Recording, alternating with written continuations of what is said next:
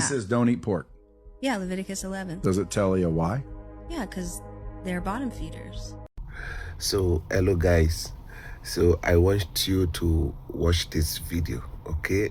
So after you watch the video, then I will explain, okay? It says don't eat pork. Yeah, Leviticus 11. Does it tell you why? Yeah, because they're bottom feeders. They're the scum of the earth. Same thing with shellfish. How can you have a healthy body if you're consuming the scum? Where does it say do not eat pork? Leviticus 11. I'm going to look it up right now. Yeah. Because if it says that, It says do not eat swine. no, if it says just point blank, hey, don't eat that, Yeah. I'll never eat it again. Yep. It says don't eat it. Do not eat it. Leviticus 11:7 and repeated in Deuteronomy. It describes the pig as having a split hoof but not chewing the cud and therefore being unclean. Israelites were commanded not to eat it or even touch its carcass. So you believe, like, you read that and you're like, okay, let me get back to this. Were you eating pork though? Yeah. Yeah, so you were just kind of forgot, or Well, we weren't taught that in church. We were taught that that was all done away with. And we can eat whatever we want now. It's all been washed away under the cross. And So you can see everything they are saying, she's saying about the Old Testament. So for me, why I want to comment on this video, I commented in the post, but I felt like I have to comment because things like this can keep people generations in bondage. Okay. Now, she's saying in that book of Leviticus, that verse, that chapter, God is saying that we should not eat pork or and the animals that are mentioned in those verses. Now, if she's saying this, and if you go by what she's saying, then it will, if you're someone who read the whole Bible, then you will believe that God is a contradicting God. Okay? But we know that God is not a contradicting God, because let's say for in the book of Genesis, after the flood, God have a covenant with Noah. And as long as we know, when it comes to the Bible, we all today, human race, we all are descended from Noah after the flood. And God told Noah, I give you all the animals, the ones in the air, the ones in the land, the ones in the sea, all animals, I give you to your generations to eat all. There's no exclusion, all. The only thing is that don't take a human life, right? That is God. That is a covenant with human race. This is a covenant God entered with human race, right? And if you also go back in the book of Genesis to the creation, the Bible says after God created everything, God looked at all the things he created and he said, everything is good. Everything, no exception, is good. So if that same God who said everything he created is good, if that same God that entered covenant with our ancestor Noah and gave us the permission to eat everything, now come again and entered another and make another law with a group of people and say, if you eat this particular animal is unclean, this animal is a sin. No, now it's not possible. So you need to understand, that's why the Old Testament needs explanation, because the Old Testament is like a pregnant woman, that wants to give birth.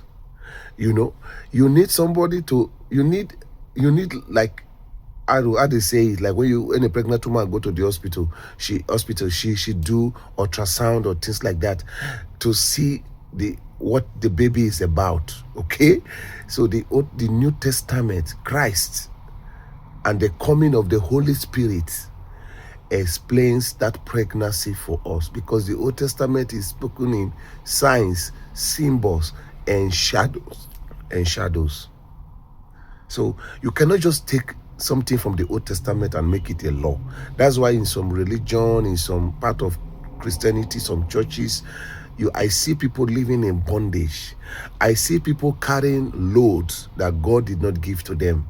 I see people suffering when God is not suffering them, because they just take the Old Testament and make it a law.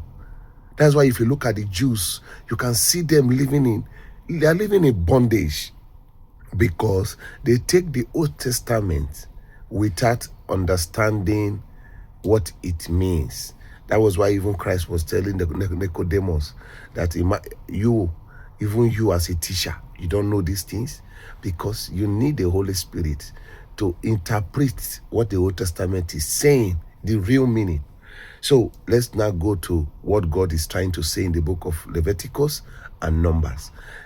It is understood through a man who thinks like a normal Jew. And who is that man? Peter. In the book of Acts chapter 10, remember, Peter dreamt, and in the dream, there were meat in the tray, all this kind of meat that God said they should not eat in the book of Acts and in Deuteronomy and this thing. So in the dream, it was given to Peter to eat, and Peter refused to eat. Okay, and Peter refusing to eat, the angel or God keep persisting for him to eat. He keep refusing, and he said he cannot eat because these things are unclean. Yes, that is a normal Jewish man. He knows this is Jewish tradition and Jewish law not to eat those kind of things.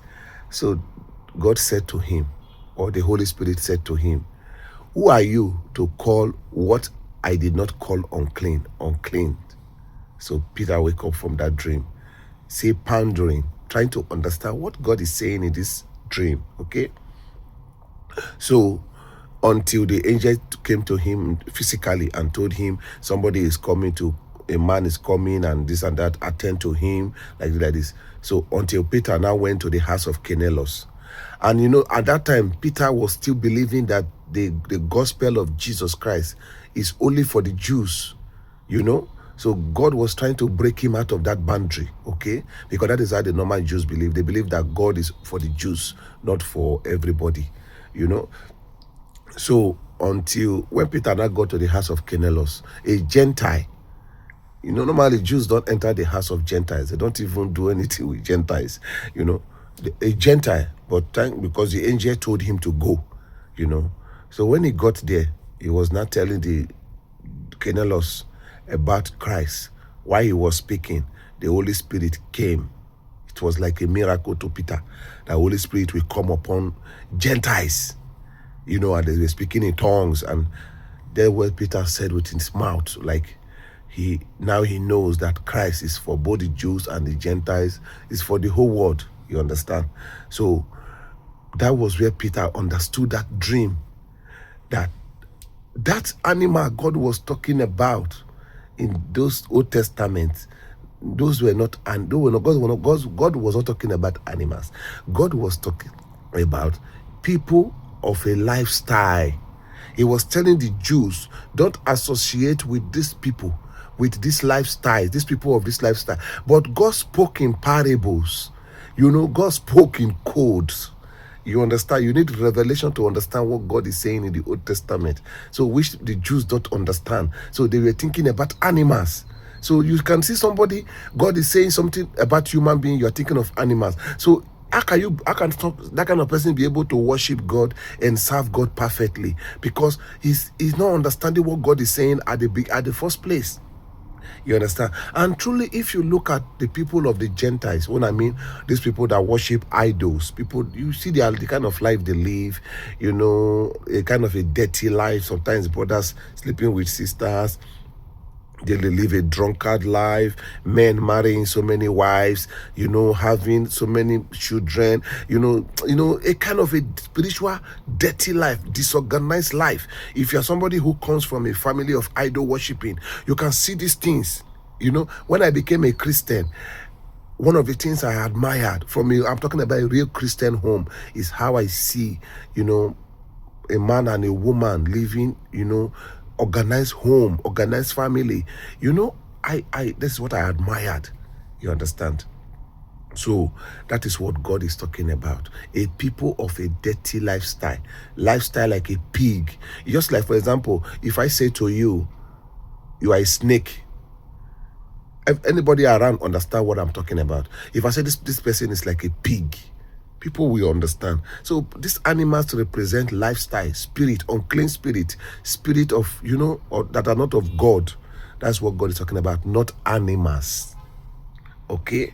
So please, don't just go to the Old Testament. You need to become born again. If you want to understand what the Bible is really saying, you need to know Christ. Christ is the visibleness of the invisible God, is the interpretation of the things that God conceived inside, the code, the mysteries of God. So you need to know Christ. You need to become born again. You need the Holy Spirit. When I became born again by the grace of God, a lot of things opened like a veil that come out of my face. You understand? That's when I go to some churches and they begin to preach some doctrines, some things. They leave their people in bondage.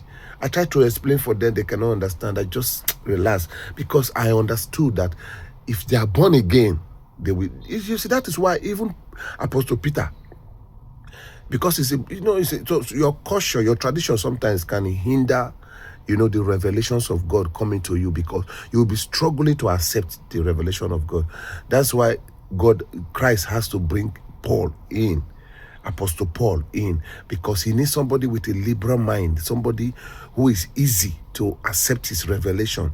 And Apostle Paul was one of the, persons that Christ used to keep his church, in his revelation. If not, if it's left for Apostle Peter, maybe, and a lot of people would have taken the church back.